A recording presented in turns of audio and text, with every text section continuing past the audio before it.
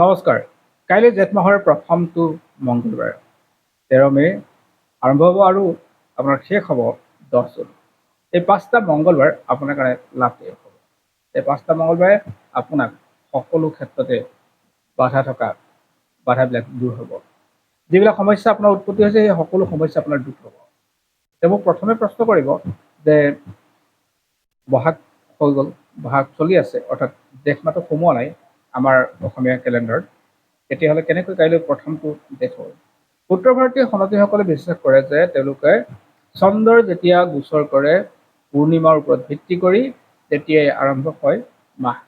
অৰ্থাৎ পূৰ্ণিমা আজি শেষ হ'ল বুদ্ধ পূৰ্ণিমা, তাৰ পিছৰটো হ'ল প্ৰতিপদ, আৰু প্ৰতিপদৰ পৰা আৰম্ভ হ'ব অৰ্থাৎ জেঠ মাহৰ প্ৰথমটো দিন। আৰু আমাৰ অসমীয়া কেলেণ্ডাৰত আমি বিশ্বাস কৰোঁ এনেধৰণে যে সূৰ্য গোচৰৰ ওপৰত সূৰ্য যেতিয়া মকৰ ৰাশিত প্ৰৱেশ কৰিব তেতিয়া আপোনাৰ মাঘ হ'ব, বা সূৰ্য মেঘ ৰাশিত প্ৰৱেশ কৰিলে বেলেগ হ'ব, তেনেকুৱা ধৰণৰ। গতিকে আপুনি মই বিশ্বাস কৰা কথাখিনি অলপ আপোনাৰ কাৰণে সুকীয়া হ'ব পাৰে, কিন্তু হনুমানজীৰ কাৰণে এই বিশেষ 5টা দিন আপোনাৰ কাৰণে গুৰুত্বপূৰ্ণ হ'ব।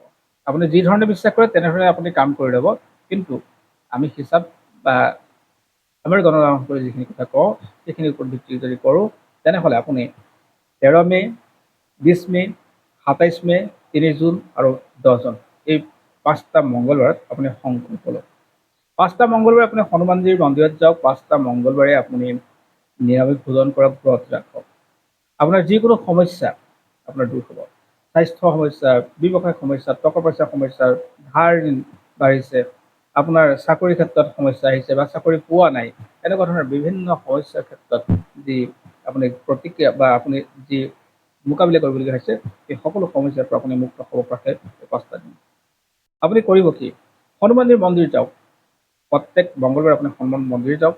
হনুমান মন্দিৰত আপুনি ৰঙা বস্তু দান কৰিব, ৰঙা আপুনি ফুল দান কৰিব, ৰঙা মিঠাই দান কৰিব, গুড় দান কৰিব, আৰু ইয়াৰ পৰিমাণবিলাক আপুনি সাধাৰণতে বিজুৰী হিচাপে ল'ব। আৰু ঠিক তেনেকৈ আপুনি হনুমান চালিচা পাঠ কৰিবলৈ আৰম্ভ কৰক। বজৰং বান পাঠ কৰক, আপোনাৰ কাৰণে লাভদায়ক নিশ্চয় হ'ব।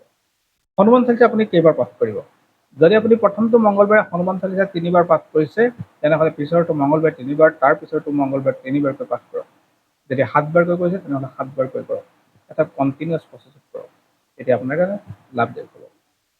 গতিকে আপুনি যদি হনুমানজীৰ প্ৰিয় ভোগ ল'ব পাৰে, বা আপুনি আপোনাৰ মনত যদি হনুমানজী আপোনাৰ কাৰণে প্ৰিয় দেৱতা হয়, কাৰণ কলিযুগৰ হনুমানজী দেৱতা বুলি কোৱা হয়, তেতিয়া আপুনি এইকেইটা কাম নিশ্চয় কৰিব।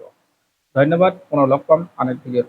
বিভিন্নজনলৈ পাৰিলে শ্বেয়াৰ কৰি দিব যাতে তেওঁলোকেও এই 5টা মংগলবাৰ তেওঁলোকৰ কাৰণে পজিটিভ বাৰ্তা আহে। ধন্যবাদ।